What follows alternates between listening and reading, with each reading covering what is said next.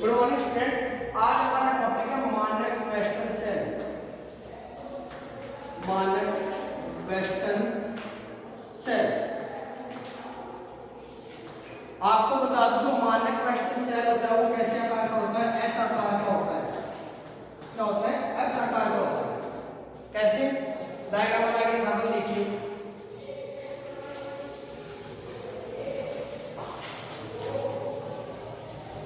ये आपके पास एच आकार का क्या होता है?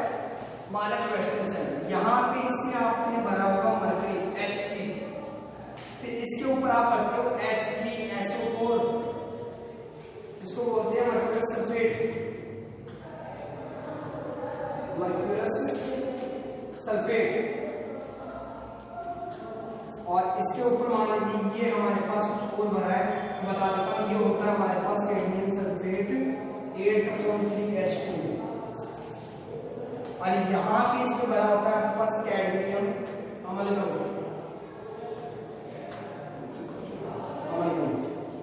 और इसके ऊपर भरा होता है वही आपका कैडमियम सल्फेट।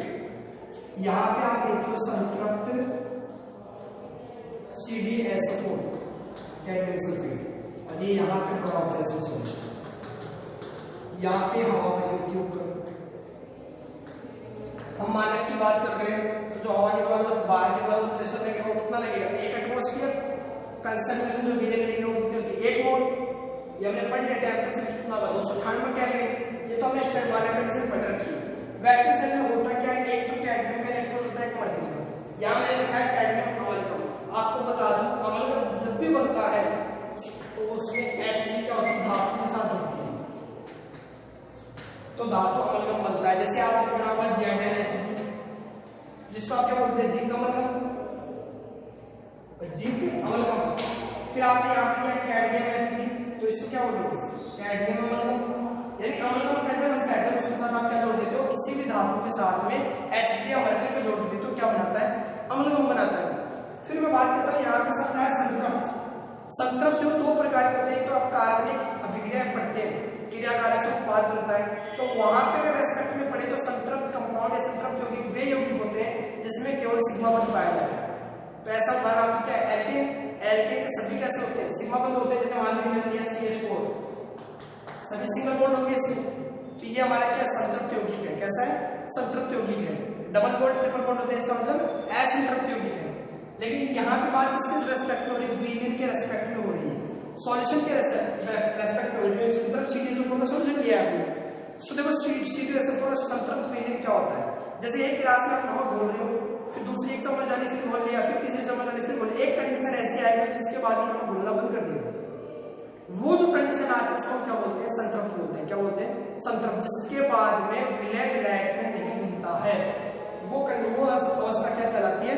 संतृप्त अवस्था कहलाती है। यानी आपने यहाँ पे CdSO4 लिया है तो इसमें अब आपको कुछ नहीं मिला सकते हो, कुछ नहीं बोल सकते सॉल्यूट, तो ये पूर्णतः घुल चुका है जितना घुलना था इसमें, तो ये क्या कहलाता है? संतृप्त।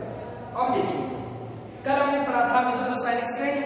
मैंने कहा था श्रेणी में जो ऊपर की तरफ आते हैं वो तो एनोड की तरह व्यवहार करते हैं, जो नीचे का आते हैं वो क्या करते हैं? कैथोड की तरह व्यवहार करते हैं। तो हमने देखा था वहां पे कैडमियम जो था वो ऊपर आता था किससे? मरकरी से। तो ये हमारा क्या था? एनोड, जिसको हम कहते हैं नेगेटिव चार्ज, और ये हमारा क्या था? कैथोड। ये हमारा पॉजिटिव चार्ज। ये था हमारा मानक वेस्टर्न सेल का डायग्राम। हमने दो इलेक्ट्रोड देख लिए, एक एनोड एक कैथोड। अब भाई एनोड और कैथोड का रिएक्शन भी होगी, ऑक्सीडेशन या रिडक्शन। मैंने कहा था जहां कैथोड होता है क्या होता है? वहां पे अपचयन होता है, और जहां पे एनोड होता है वहां पे हमेशा क्या होता है? ऑक्सीकरण होता है। तो हम अभिक्रिया देख लेते हैं कैसे होती है। देखिए ये डायग्राम आपको याद रखना है हमारे वेस्टर्न सेल का।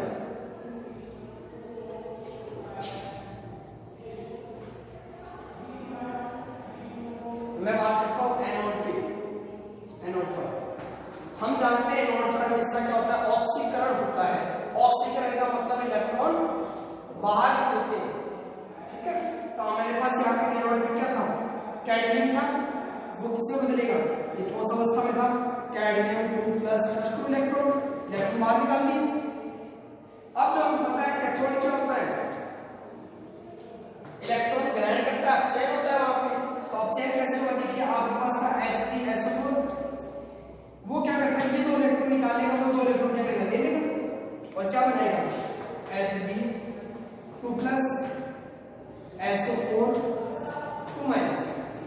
क्या बना लिया, SO4 मान लिया, सल्फेट आयन बना लिया साथ में। क्या हुआ यहाँ पे क्या हुआ, ऑक्सीकरण, यहाँ पे क्या हुआ है, ऑक्सीजन। और हम संपूर्ण अभिक्रिया की बात करें, दो इलेक्ट्रॉन से दो इलेक्ट्रॉन तो कैंसिल आउट हो जाएंगे। ये क्रिया का उत्पाद में था, दोनों क्या हो गए, कैंसिल हो गए। आपके पास रिएक्शन क्या ही होगी, CD प्लस HgSO4 क्या बनाते हैं, CD2 plus Hg2 plus SO4 2 minus. ये आपके पास संपूर्ण अभिक्रिया होती है कौन से सेल में, मानक वेस्टर्न सेल में। एनोड पे क्या हुआ, ऑक्सीकरण, कैथोड पे क्या हुआ, ऑक्सीजन। टोटल आपको जो रिडॉक्स अभिक्रिया थी वो क्या गई, यहाँ पे ऑक्सीकरण भी हो रहा है, ऑक्सीजन भी हो रहा है। अगर हम देखें तो कैडमियम देखो यहाँ पे 0 की ऑक्सीकरण अवस्था, यहाँ पे आ गई +2। ऑक्सीकरण अवस्था का बढ़ना क्या कहलाता है, ऑक्सीकरण। तो यहाँ पे कैडमियम का तो क्या हुआ है, ऑक्सीकरण। जबकि अगर मैं बात करूं Hg का तो यहाँ क्या हुआ है, ऑक्सीजन। ये आपको ध्यान रखना है। ये आपने बात करनी किसी एनोड कैथोड पे रिएक्शन, यानी आपका सेल काम करने लग गया, वहां पे रिएक्शन होनी स्टार्ट हो गई और आपका सेल वर्क कर रहा है। फिर इन्होंने क्या किया, वोल्टमीटर की सहायता से क्या करते हैं, उसका सेल पोटेंशियल ज्ञात कर लेते हैं। तो वो जो आता है वो कितना आता है, यहाँ पे 298 केल्विन पर उसका सेल पोटेंशियल कितना आता है, 1.01832 कितना आता है, 1.01832 वोल्ट। हम उपकरण की सहायता से क्या करते हैं, ये उसका वोल्ट का मान ज्ञात कर लेते हैं। ये था हमारा मानक वेस्टर्न सेल। इसके बाद में आपके एनसीईआरटी में एक गिवन है कि ईएमएफ कैसे ज्ञात करते हैं, वो मैं यहाँ पे डायरेक्ट अलग से टॉपिक नहीं करूंगा, क्योंकि मैं ईएमएफ आपको सेल पोटेंशियल पढ़ाया था, आपको सेल विभव वहां पे भी बताया था मैंने ईएमएफ। और इसके आगे एक नॉर्मलाइज्ड इक्वेशन आती है, वहां पे भी हम निकालेंगे, तो उसको अलग से पढ़ने के बजाय उनको साथ ही पढ़ लेंगे हम, ठीक है। तो अगली हेडिंग हमारे नॉर्मलाइज्ड इक्वेशन, नॉर्मलाइज्ड समीकरण, नॉर्मलाइज्ड समीकरण।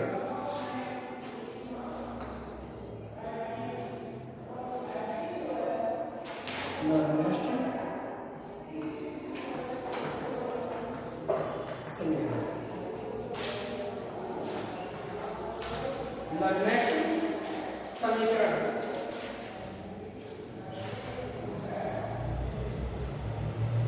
अब देखिए मैं आप सिंपल वे में समझाता हूं। मान लीजिए आपके पास ये क्रिया कारक थे ए और बी, क्रिया कारक में क्या बनाया, उत्पाद बना दिया सी और डी। हमें नहीं पता क्या बन रहा है, अगर पता तो कोई क्रिया कारक था उसने उत्पाद बना दिया। मैं मान लेता हूँ इसके मोल की संख्या क्या थी, ए, इसके मोल की संख्या बी, इसके मोल की संख्या सी और इसके मोल की संख्या डी। अब देखो नॉर्मलाइज्ड समीकरण को निकालने के लिए आपको 3 समीकरण याद होने चाहिए।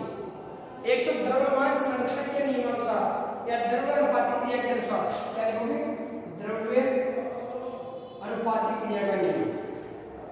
ये आप इलेवंथ क्लास में पढ़ चुके हैं, द्रव्य अनुपातिक क्रिया का नियम, द्रव्य अनुपातिक क्रिया के नियमानुसार। देखो इसके अनुसार हम क्या करते थे, के की वैल्यू निकालते थे, सामने स्थिरांक की वैल्यू। वो कैसे निकलती थी, उत्पाद की सांद्रता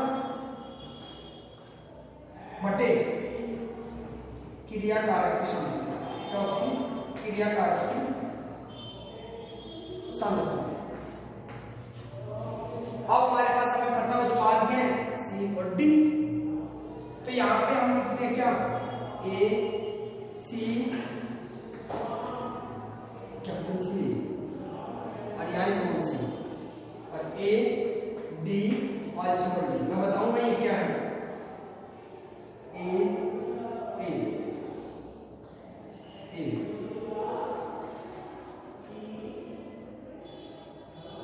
बी। देखिए सी और डी आपके पास क्या थे, उत्पाद थे, मैंने उत्पाद दिया सी और डी।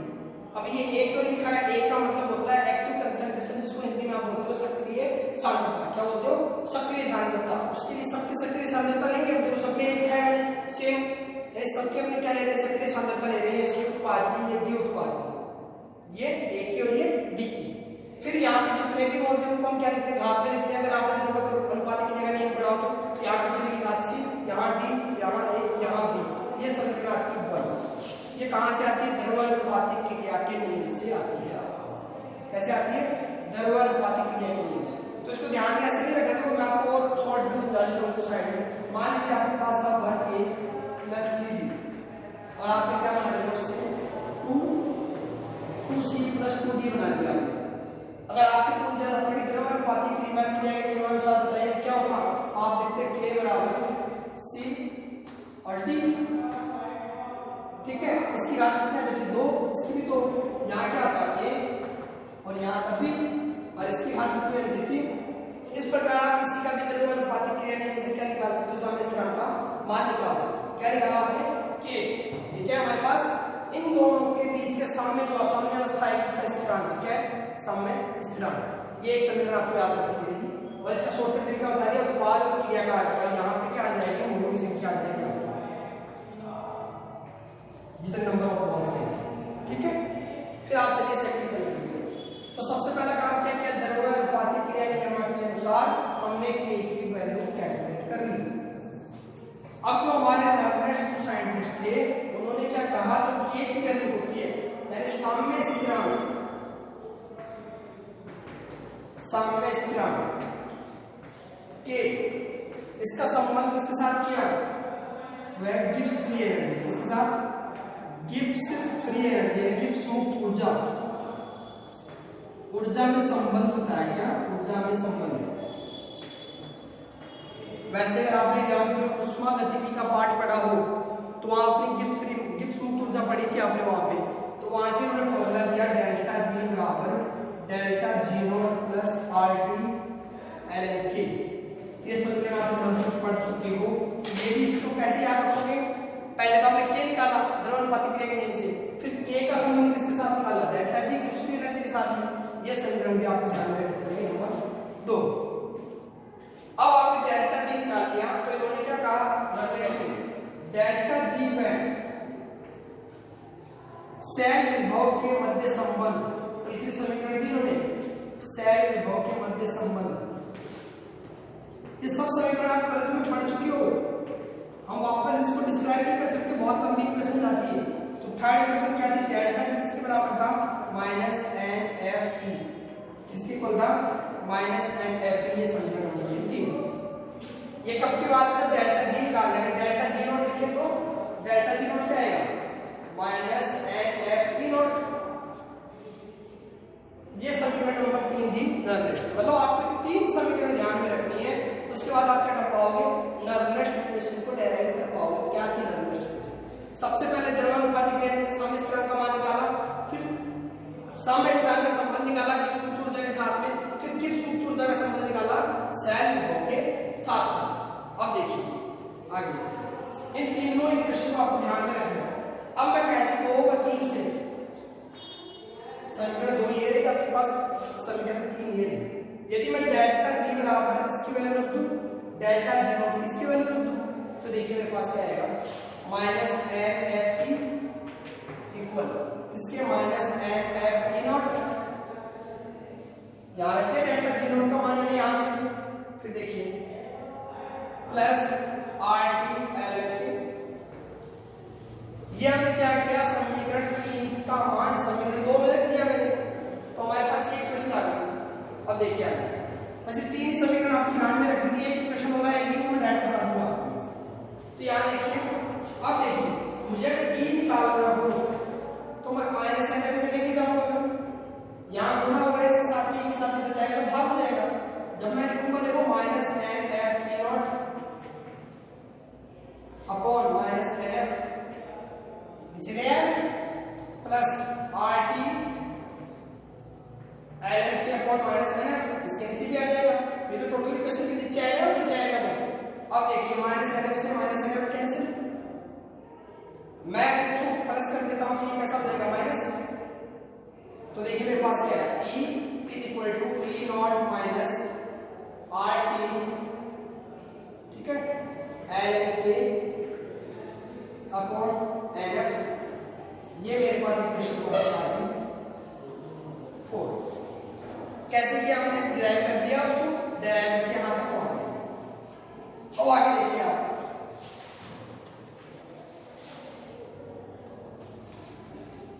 अब यदि मैं ln की वैल्यू लॉग में कन्वर्ट करूं तो आप जानते हो ln x क्या होता है, ये आप मैथ में पढ़ चुके हैं फॉर्मूला, ln x किसके बराबर होता है 2.303 log x, मैथ में आता है आपके। तो यहाँ देखिए ये वैल्यू ln k दे रखी थी हमारे पास, इसको मुझे किसमें कन्वर्ट करना है, log में कन्वर्ट करना है। तो देखिए मेरे पास क्या आएगा, e बराबर e not minus 2.303 RT upon nf log k। इसको log ln k की जगह मैंने क्या लिखते हैं, log में वैल्यू लिखती है, log में वैल्यू करते तो क्या करते हैं 2.303 से मल्टीप्लाई कर देते हैं, वो मैंने कर दिया 2.303 से मल्टीप्लाई इसको। तो मेरे पास क्या आ गई, ये log k की वैल्यू आ गई। अब देखिए मैं यहां से k निकालना चाहूं, अब आगे मैं समीकरण नंबर दे देता हूं आपको 5, क्या दे देते हैं 5।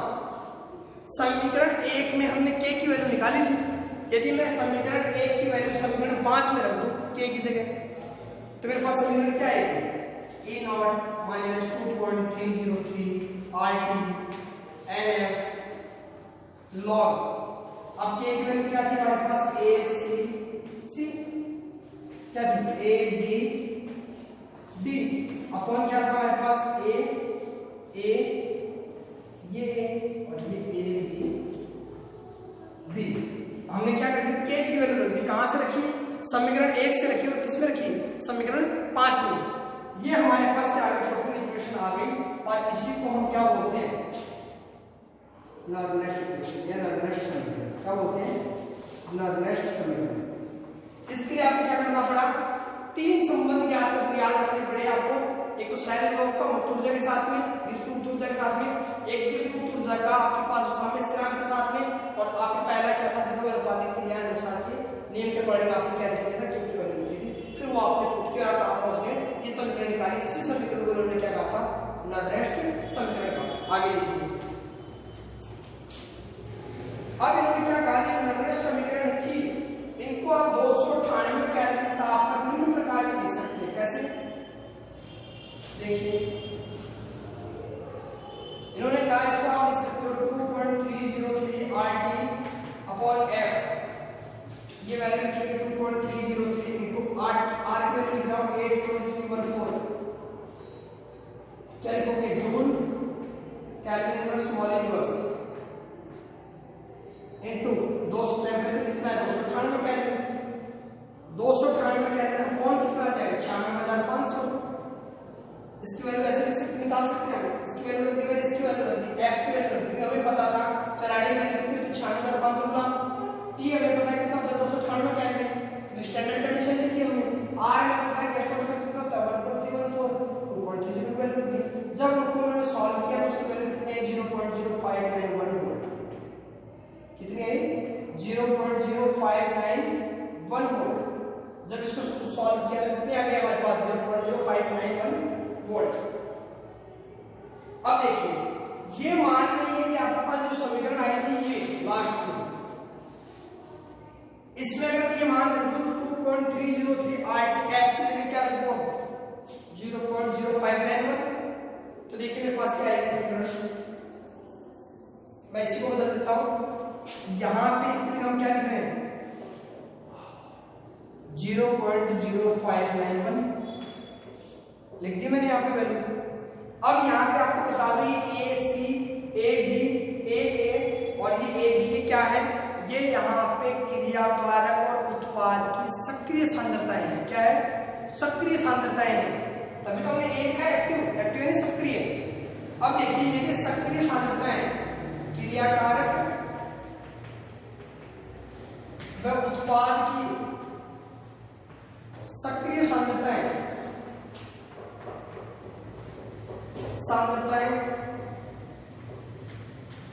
इकाई मानने पर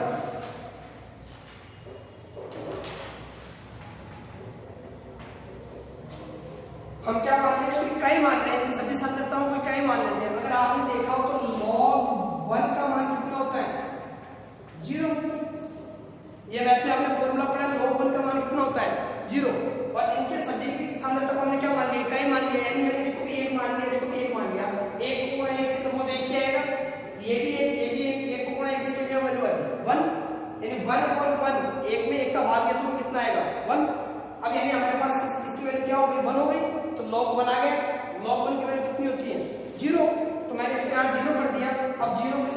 हो गई तो वो भी क्या हो जाएगा 0। तो हमारे पास क्या आ गया E बराबर E नॉट। हमने जैसे इसको इकाई माना तो ये सब इकाई हो गई, 1 आगे 1 का मतलब 0 होता है, तो हमारे पास दूसरे में क्या E बराबर E नॉट।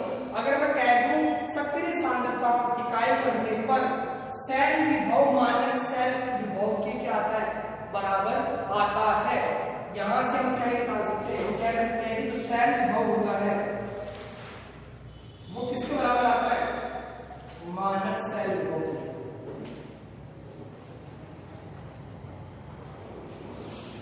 सेल अगर मैं आपसे पूछ लिया जाए कि नर्वेट समीकरण क्या है, तो नर्वेट जो साइंटिस्ट थे उन्होंने जो एक समीकरण दी उसमें एक निम्न प्रकार के संबंध बताए। एक तो किस पे डिपेंड करता है आपके पास ई पे, यानी सेल विभव पे निर्भर करता है।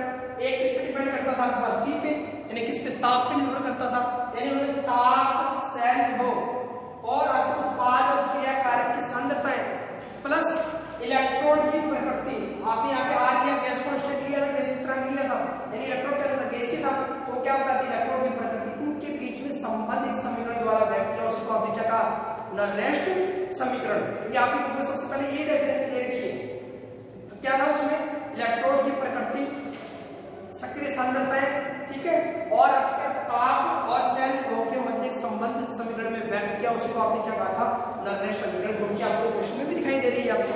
इसके अकॉर्डिंग हमने क्या कर लेते हैं सेल विभव ज्ञात कर लेते हैं। ये थी हमारी नर्वेट समीकरण। बाकी हम करेंगे इसके अनुप्रयोग, वो हम करेंगे कल। आज के लिए इतना ही।